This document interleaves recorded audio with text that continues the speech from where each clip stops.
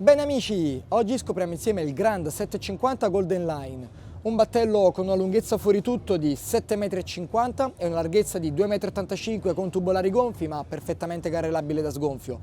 Noi ora faremo una passeggiata a bordo per scoprire l'allestimento, ma voi come sempre ricordatevi di lasciare un like a questo video e commentare con la vostra opinione. Scopriamolo insieme!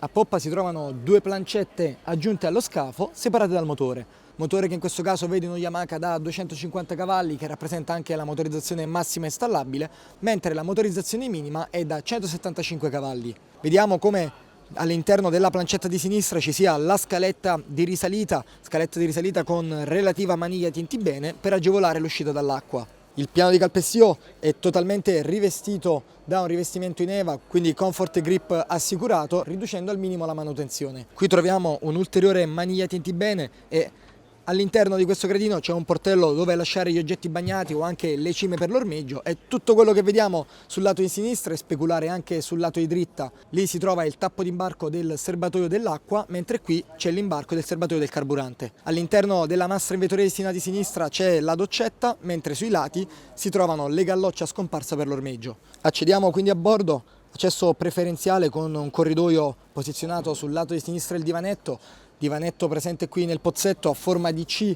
che occupa l'intera larghezza interna del battello, quindi molto comodo con schienale fisso, ed è gavonato al suo interno. All'interno del gavone centrale c'è il vano tecnico con batterie, impianti e pompa di sentina, mentre ai lati ci sono due comodi portelli per lo stivaggio. Inoltre l'intera area è modulare perché possiamo aggiungere una base fissa con tavolo per creare una dinette di poppa, e all'occorrenza possiamo sostituire la tavola con un'altra più larga, aggiungere dei cuscini e avere un unico grande prendisole. Guardate, qui è davvero generoso per la sua categoria. In più in questo allestimento vediamo anche il bimini con gli archetti che permette di ombreggiare l'intera porzione di poppa, quindi relax assicurato a bordo. Il blocco seduta è in vetro resina ed è centrale, c'è questa comoda maniglia tinti bene. Guardate, in qualsiasi punto del battello abbiamo una maniglia, un tinti bene, una zona di supporto, perché anche qui sui lati delle mastre ci sono dei tinti bene generosissimi, quindi anche le persone più inesperte possono muoversi a bordo anche con mare formato.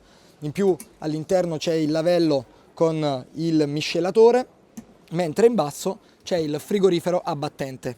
Ci spostiamo verso la postazione di comando, anche in questo caso continua il profilo in acciaio per dare maggior supporto, e vi faccio notare anche come la presenza del piano di calpestio ribassato dia maggior sicurezza, perché i tubolari che sono in neoprene Orca danno pieno supporto, arrivano anche all'altezza del mio ginocchio, quindi siamo sempre ribassati all'interno del battello per l'intera sua lunghezza. Arriviamo quindi nella postazione di comando, postazione con divanetto lineare con doppio schienale fisso e bolster separato. In questo modo si hanno due sedute indipendenti e sia il comandante che il copilota possono scegliere se governare in modalità tradizionale o in modalità appoggiareni.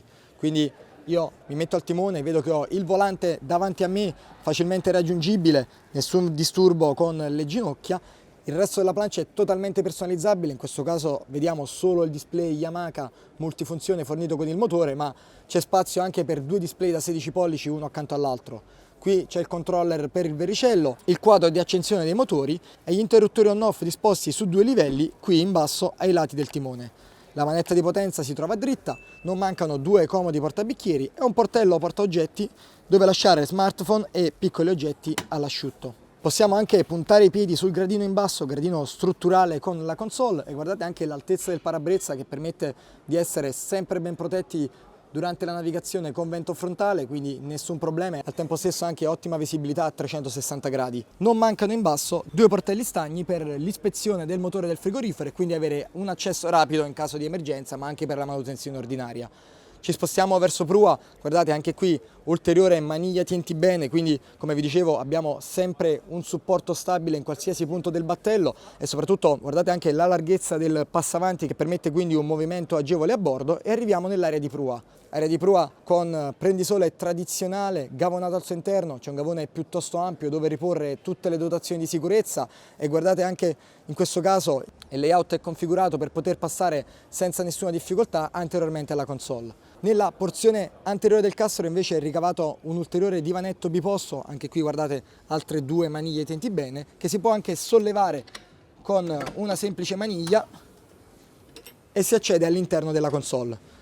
Entrando vediamo che c'è questo gavone piuttosto ampio con portello di ispezione per i contatti interni della console, anche in questo caso ottimo perché si ha un rapido accesso anche a qualsiasi tipologia di contatto, e c'è la possibilità di installare un VC qui all'interno opzionalmente, oppure utilizzare come vano di stivaggio, perché guardate l'altezza interna è più che adeguata. Io mi trovo adesso seduto e c'è ancora spazio all'interno della console, quindi perfettamente sfruttabile. In più all'occorrenza è possibile richiedere l'installazione di una tenda che provvede alla chiusura esterna e quindi avere maggior privacy e poter stare comodamente in piedi e cambiarsi anche all'interno del gommone. Inoltre l'area di prua è modulare perché c'è la possibilità di installare una prolunga con cuscino e quindi avere un'unica zona prendisole, quindi piuttosto ampia, e c'è anche la presenza qui della battaiola installata sul tubolare per dare maggior sicurezza, quindi abbiamo, come vi dicevo, un appiglio in qualsiasi punto del battello, tra cui anche questa comodissima battaiola nell'area di prua.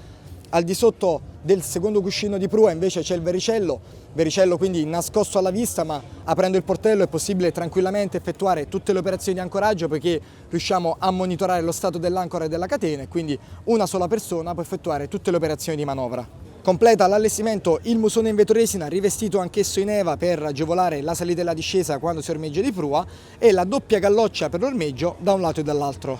E quindi, cari amici, questo è il Grand 750 Golden Line. Come sempre, se il video vi è piaciuto vi invito a iscrivervi al canale YouTube e alla pagina Facebook, lasciate un like e taggate le persone che pensate possano essere interessate.